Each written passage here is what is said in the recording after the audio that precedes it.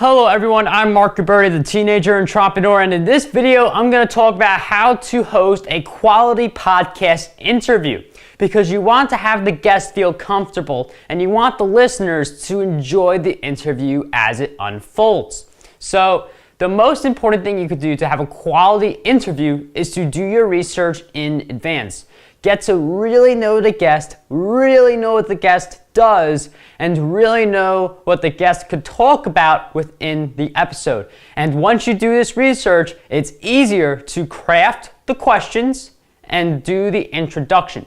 For all of my podcasts, for all of the introductions, I will read off a script of that person's credentials because by reading off the script, I paint a better picture and more accurate picture of that person, and upon hearing that introduction, people get fired up and they're gonna realize that this is why I'm listening to this podcast episode. This guest has a lot to offer and I better continue listening to hear all the great insights that he or she is going to offer. Doing your research helps you craft that introduction script that is going to it's basically the topic sentence. It's if the introduction's good, you grab people. If the introduction is bad, they're gonna go away.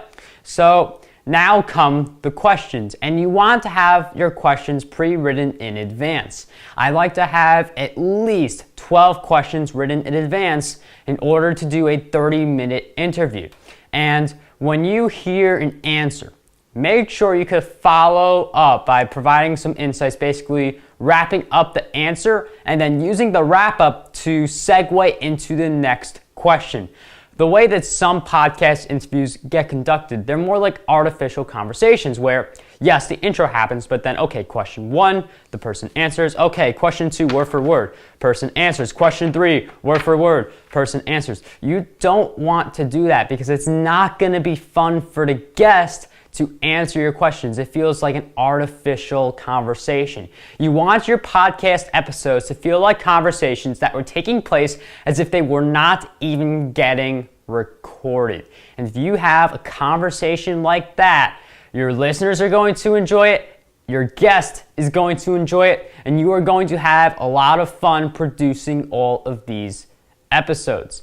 And when it comes to the questions, make sure you are asking the right questions. So think about the topic that the episode is on and view yourself as a student in the guest's like master training course where you have like an AMA session with this individual. So ask those types of questions that you would want to ask as if you were a customer paying thousands of dollars for this individual's product.